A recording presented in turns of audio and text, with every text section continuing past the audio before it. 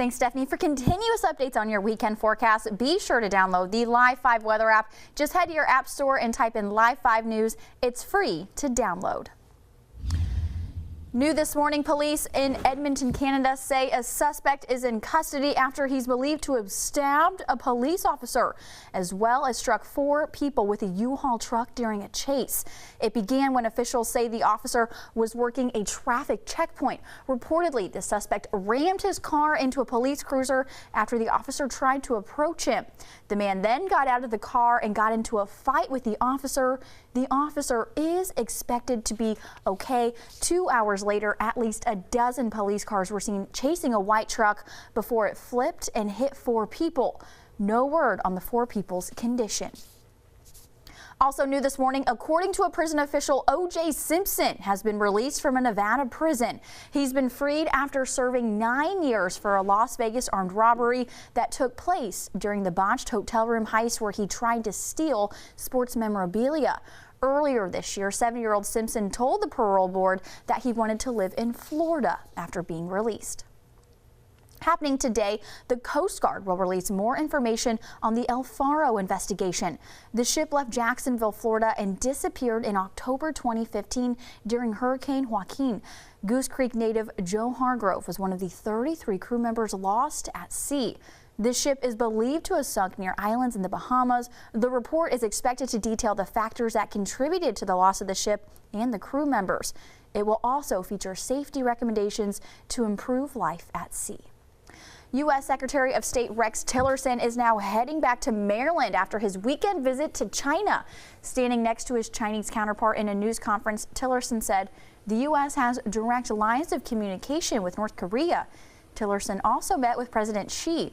The visit comes as President Trump prepares to visit the country next month. The recovery efforts in Puerto Rico remain challenging 10 days after Hurricane Maria hit. Power is still out and water is scarce for many of the island's 3 million residents. President Trump accused the mayor of Puerto Rico of, quote, poor leadership 1 day after her plea for more help. Brooke Silva Braga has more.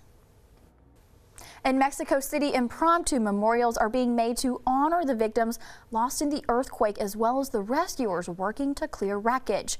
The capital city is beginning to come to terms with the losses after the 7.1 magnitude earthquake destroyed nearly 38 buildings. More than 350 people died in that quake. The memorials are part of the grieving process.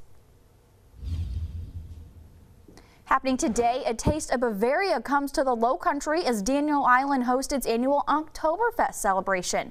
The German-style party will go from noon to 5 at the MUSC Health Stadium. It's going to be an afternoon of fun with beer, food, live music, dancing, and plenty of activities for kids. Tickets are $13 at the gate, only $10 if you have a valid military ID. Kids 10 and under get inside for free. A traffic alert to make you aware of. There will be a single lane closure on Clements Ferry Road starting tonight at 8. The road will be closed between Reflectance Road and Harper's Ferry Way until 6 tomorrow morning. The closure will be happening every night from now until Tuesday. There will be crew members in the area to direct traffic.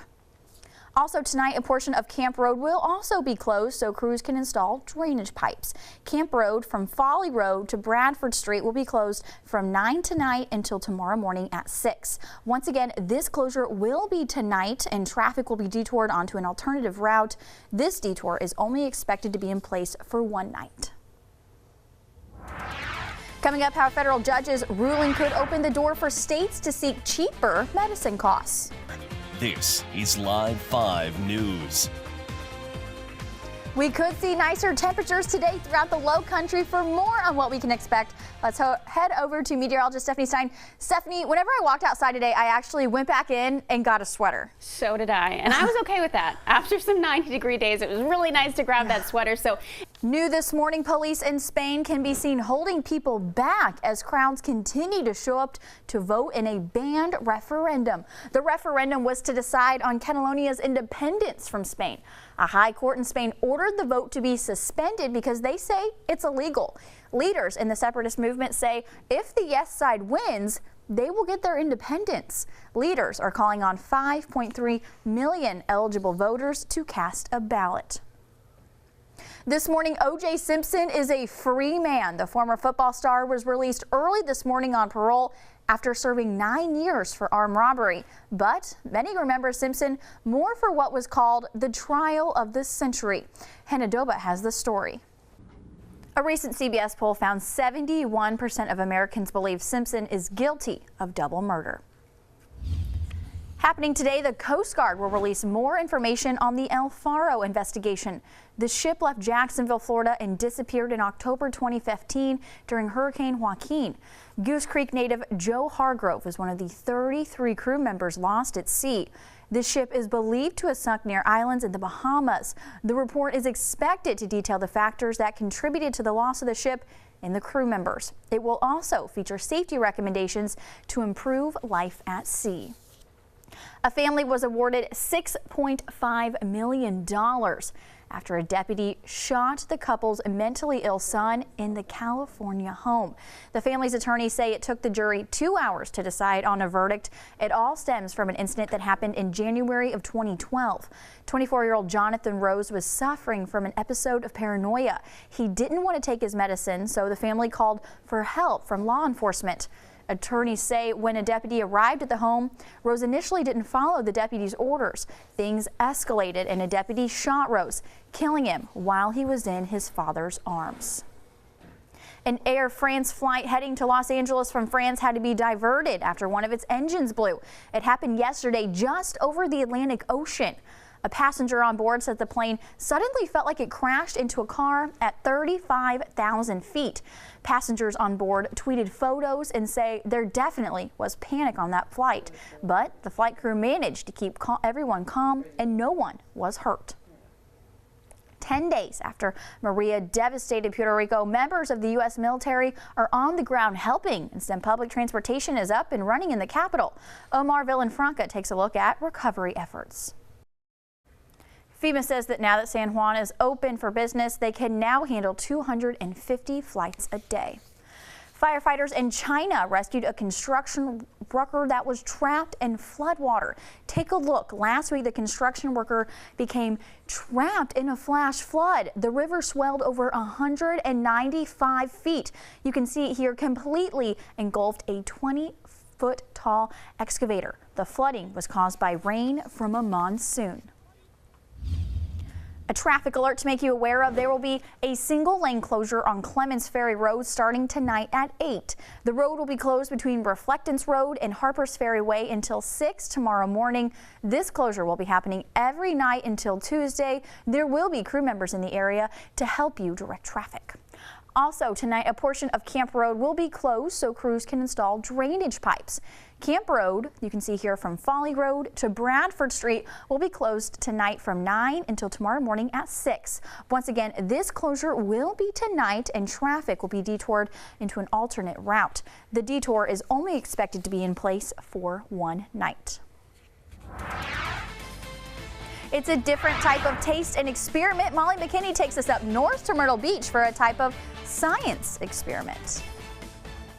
Good morning, Folly Beach, James Island, and Johns Island. You're watching Live 5 News this morning, up-to-the-minute coverage to kick off your Sunday morning. Check this out. Preheat the oven and mix it up. Today is National Homemade Cookies Day. Instead of stopping by the store for your favorite brand, bake up your own. Chocolate chips, peanut butter, sugar, oatmeal, raisin. There are so many to choose from. Are you a big fan? I'm a big fan of cookies. Are you not? I'm not a big sweets person. Oh. I'd rather have savory all day, but cookie dough. I feel like I'm offended. Cookie dough. Look at that cookie dough. That looks so good. Chocolate chip. And with like a glass of cold milk, but you get out of the oven when they're still gooey. You know, and then. But do you like cookie dough though? Do you like to dive into just a bowl of cookie dough? That's good. I usually have like 3 cookie doughs for myself, and then the rest I bake and actually ready to go. Use it the right way. Make a few batches. Oh, yes. Love it. Live 5 News starts now with breaking news. Breaking news this morning out of downtown Charleston. Charleston police say it's investigating a homicide after a man was found near President and Kennedy Street. Police say the man was found around 1 this morning, and they say he was taken to MUSC where he later died. Right now, no arrests have been made, but police are still investigating. We will continue to update you as soon as we get more information. New this morning, we're also working to get you information on an incident out of Berkeley County. Berkeley County dispatchers confirmed that deputies were on scene at the Bilo off North Main Street in Somerville. Right now, we're working to learn why officials responded, but take a look at this picture showing how active the scene was overnight. We have reached out to authorities for more information. Breaking news this morning also out of West Ashley. Charleston County dispatchers tell us that Charleston police responded to reports of a stabbing. Dispatch says it happened along the 1500 block of North Avalon Circle. That's just off Orange Grove Road. The call went out around 2:15 this morning. No word on any injuries, but we are working to get you the latest information. This morning, a lockdown on a college campus has been lifted. It happened at the Air Force Academy in Colorado, where law enforcement officers say they found no evidence of an active shooter. Authorities say the campus was placed on lockdown after text messages were sent to airmen warning them of a possible shooter. Military personnel and police went door to door checking into the claims.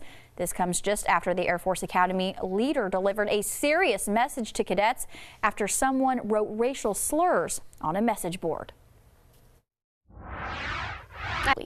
Thanks, Stephanie. And for continuous updates on your weekend forecast, be sure to follow meteorologist Stephanie Sign on Twitter. Just search at Stephanie Sign WX. Today, an autopsy is scheduled for a woman who was found dead on a boat. Georgetown County deputies say the body was found shortly after a fire at a bait shop in Murrells Inlet. Investigators say the woman who was killed is 36-year-old Jessica Hill, who was the owner of that bait shop. 35-year-old Eric Perry was arrested and charged with murder and arson. He's currently in the Georgetown County Jail and no bail has been set. Her cause of death is still unknown. Aid is finally being distributed to those in need in hurricane-ravaged Puerto Rico, but it's even slower going in more rural areas where residents are getting desperate. CBS's David Bignod has more.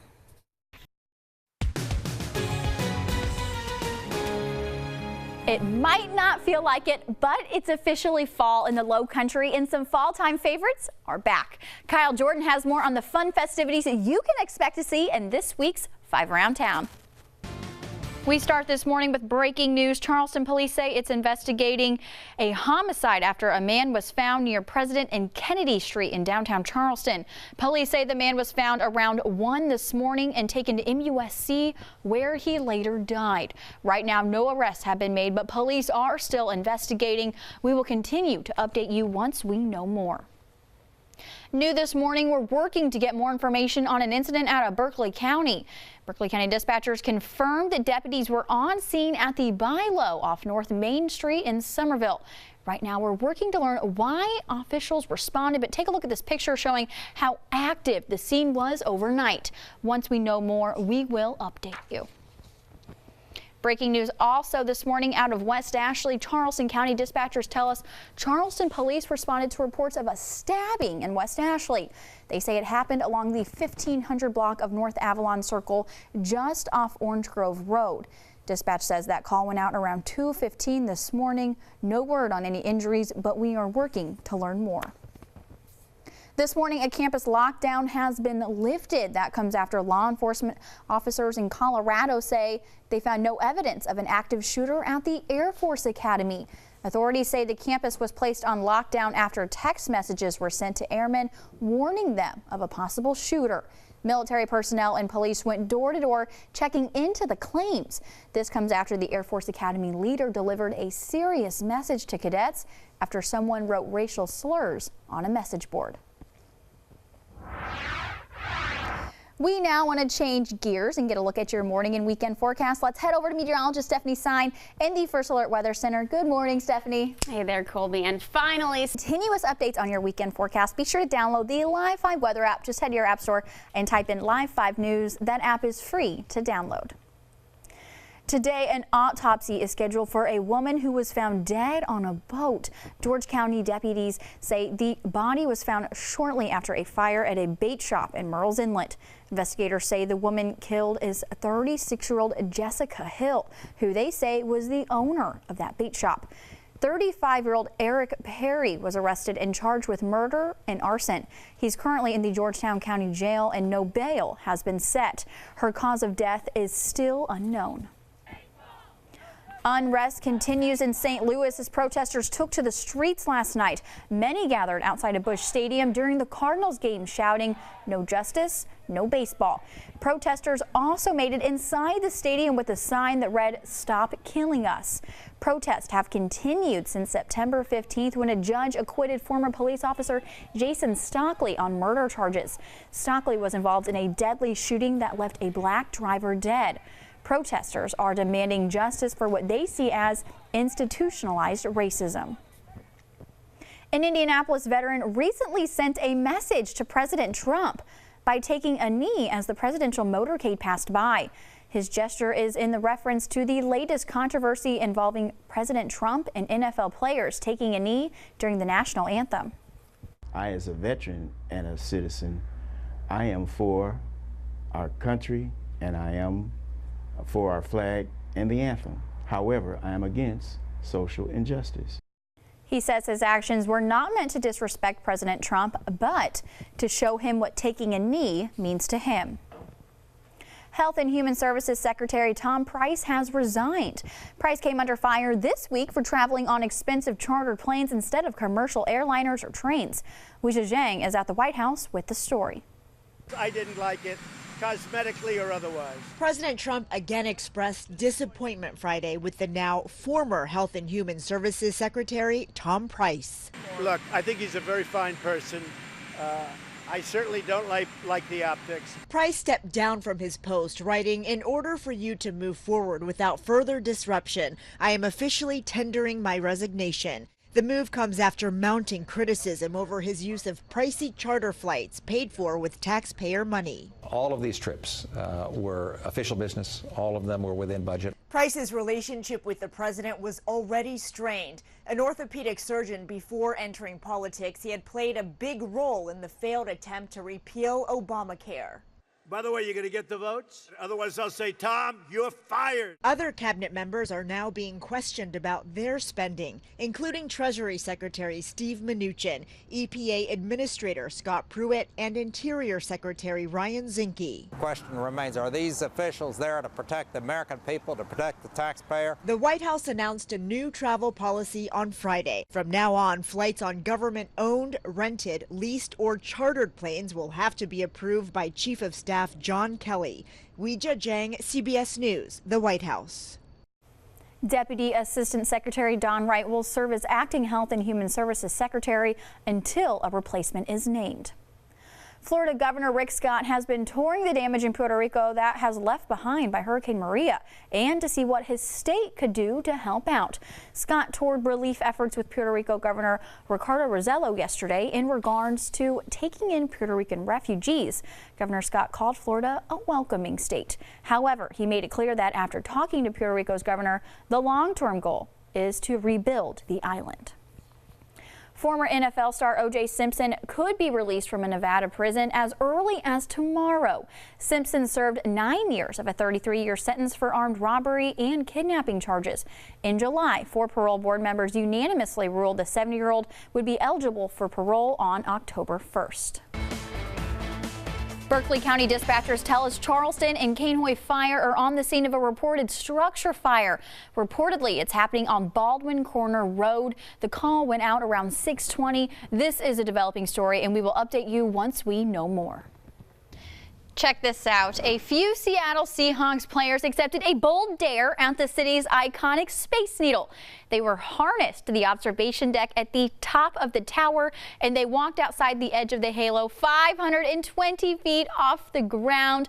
Now, while this was part of a dare, the public can also have a shot at it too, but only if they donate to the Needle's Cancer Research Fundraiser. It's for a good cause, but I wouldn't do it. I would just, yeah. I'll give the money. Yeah. But I don't know if I could do it. Yeah, even just watching it. Look. Can't do it. No. All right, guys, have a great day.